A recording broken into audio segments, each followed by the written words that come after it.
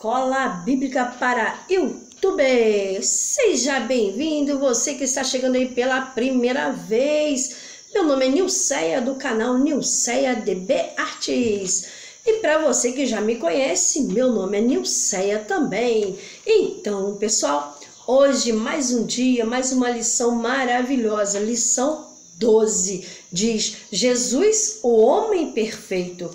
Lição possa ser aplicada nos nossos corações, né? Que Deus possa estar abrindo o meu entendimento, o seu entendimento, para nós estarmos guardando, né, as promessas dele, guardando a palavra dele nos nossos corações, né? Então vamos lá para o texto áureo, né, dessa lição. E crescia Jesus em sabedoria e em estatura e em graça para com Deus e os homens, lá em Lucas 2:52. Então Deus crescia tanto em sabedoria quanto em estatura e em graça. Muito interessante. Então devemos estar sempre crescendo em Deus, né, com essas coisas aí, né, tanto em graça como, né, sabedoria. E buscando ao Senhor, na verdade prática, o verdadeiro homem, o verdadeiro Deus, o Senhor Jesus Cristo é igual ao Pai e semelhante a nós. Sua divindade e humanidade não são aparentes, são reais, perfeitas e plenas. Olha só que interessante, né? O Senhor Jesus é igual ao Pai, semelhante a nós. Sua divindade e humanidade não são aparentes, são reais, perfeita e plena. Olha que maravilha de Deus. As coisas de Deus é perfeita, é plena, é maravilhosa. Não é verdade? É gostoso a gente aprender a palavra de Deus, é gostoso a gente estar aqui estudando, aprendendo junto aí a palavra do Senhor, né? Que o Senhor possa estar colocando no nosso coração a cada dia. Olha só, a primeira parte nos diz assim, olha só: Jesus, o verdadeiro Deus. Professamos que o Senhor Jesus era perfeitamente humano e perfeitamente divino. Ele não era meio homem nem meio Deus, mas totalmente homem e totalmente Deus. Neste tópico, enfocaremos a sua divindade. Olha só, Deus não é meio termos. Ele não era meio Deus, nem meio homem. Ele era totalmente homem e totalmente Deus, né? Sua eternidade como Pai. O Senhor Jesus, como o unigênito de Deus, não somente é eterno, como também é o Pai de própria eternidade. Lá em Isaías 9, versículo 6. Antes da sua encarnação, ele estava no Pai, e no Pai criou todas as coisas. Lá em João 1:3, suas atividades eternas são lindamente descritas no capítulo 8 de Provérbios. Olha só, no segundo ponto aí da primeira parte diz: seus atributos, grandezas e perfeições. Jesus Cristo é a fonte da vida. Olha só que interessante, que maravilhoso. Jesus Cristo é a fonte da vida.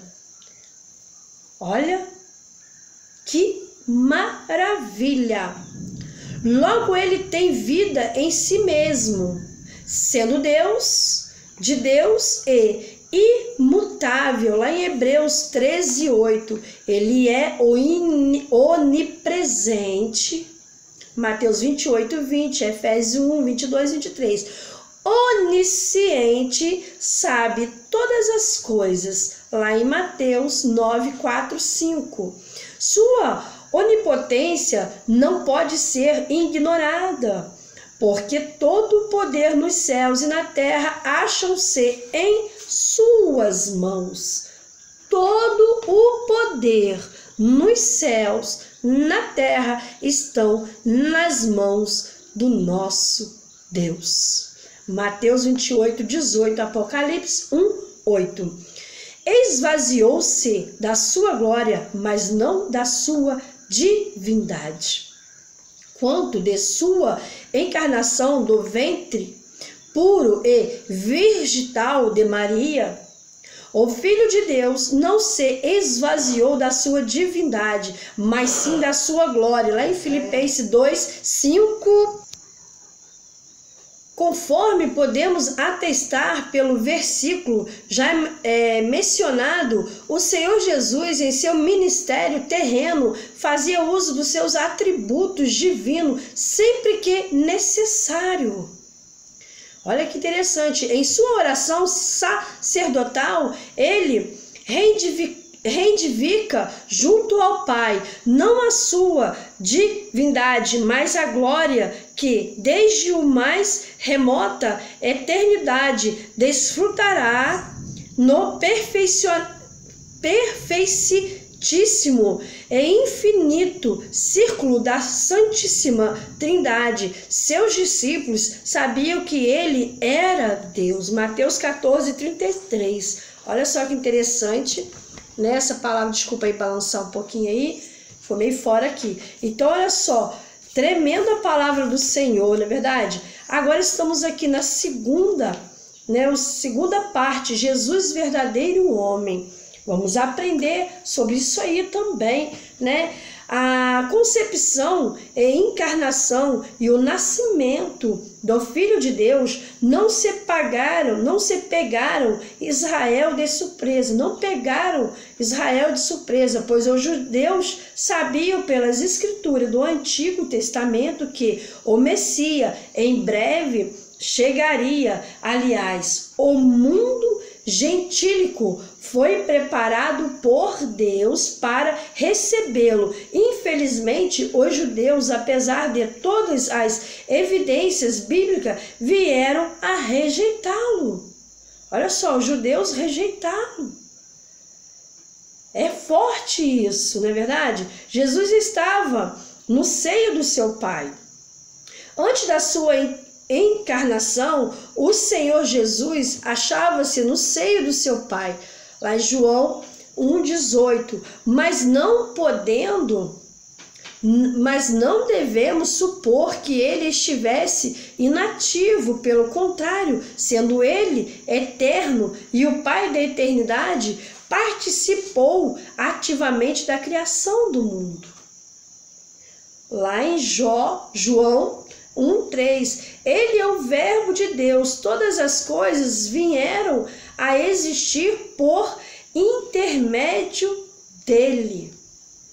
Olha só que interessante, todas as coisas vieram, por intermédio do nosso Deus, por intermédio dele. Sem Jesus Cristo, nada do que existe existiria.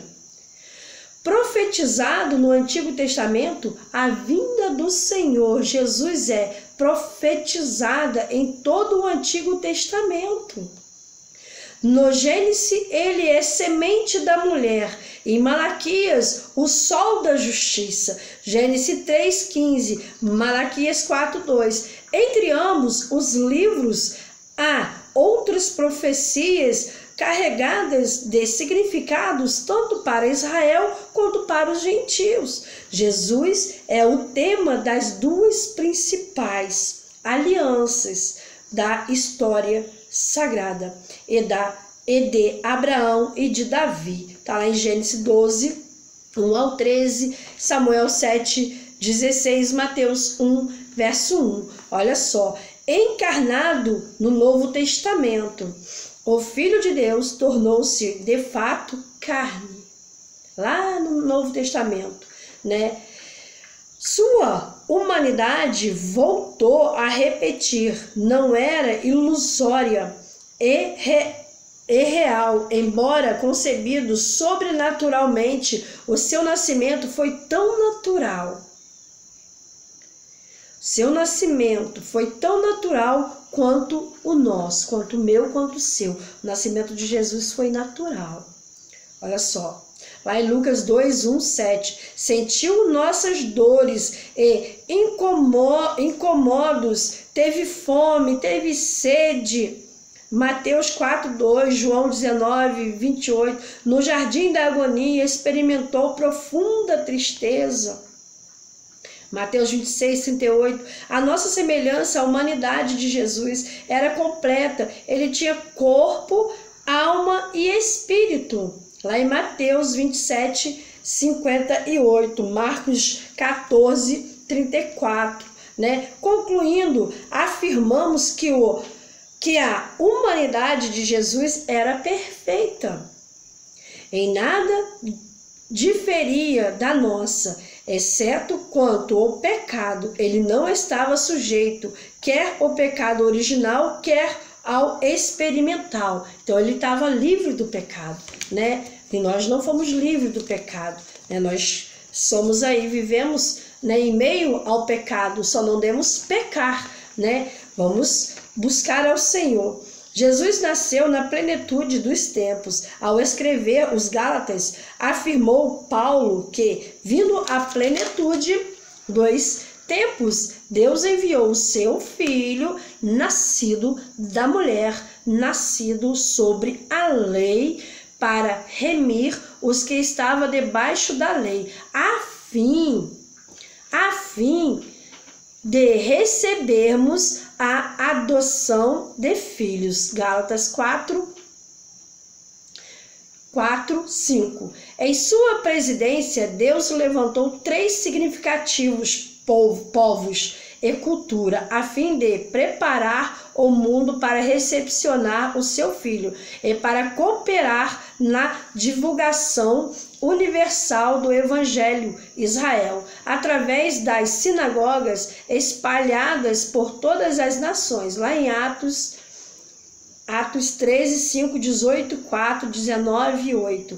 Grécia, por intermédio do seu idioma e filosofia, o exame natural das coisas pela luz natural da razão. E, finalmente, Roma, por meio das suas leis, governo e estradas de excelentes qualidades. Em Israel, Jesus apresentado ao mundo. O Filho de Deus, que segundo a carne é também filho de Davi, de Abraão, nasceu em Israel, sobre a lei de Moisés e de Roma. Mateus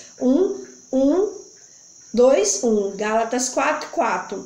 Tendo ele uma educação harmônica e perfeita, tanto diante de Deus quanto dos homens, iniciou o seu ministério aos 30 anos. Lucas 3:23. E conforme veremos no próximo tópico, o Senhor Jesus foi em todas as coisas o mais perfeito homem. Jesus foi perfeito. O Senhor foi perfeito. Terceiro ponto, Jesus, o homem perfeito. Afinal, o Senhor Jesus era ou não era um ser semelhante a nós? Sim, era. Semelhante a nós, é melhor do que nós, pois não estava sujeito quer ao pecado original, quer ao experimental. A humanidade de Jesus Cristo não era aparente, era tão real quanto a nossa. Em momento algum, ele usou a sua divindade para suprir suas carências humanas. Não transformou pedra em pão, nem fez brotar água da rocha para aliviar sua fome e sede. Ele tinha esse poder. Quando o Satanás apareceu dele, ele mandou que ele transformasse, quando ele estava em jejum lá, né, no deserto, lá, fazendo lá o seu propósito lá. O inimigo apareceu e disse: transforma essas pedras em pão. Ele não fez. Transforma essa água, né, para matar a sua sede. Ele não fez. Todo milagre que ele realizou foi um favor dos que o procuraram. Lá em Marcos capítulo 1:34. Ele fez os milagres daquele que os procuraram. Olha só que interessante. Deus faz milagre na tua vida, Deus faz milagre na minha vida, mas nós temos que procurar por ele. Ah, mas ele é onisciente, ele é onipotente, ele sabe todas as coisas, ele conhece o meu sentar e o meu levantar. Por onde eu passo, ele conhece todas as coisas. Mas ele quer ouvir você clamar. Ele sabia que tinha um cego sentado à beira do caminho. Mas o cego teve que clamar. Então vamos clamar ao Senhor, vamos buscar ao Senhor, não é verdade?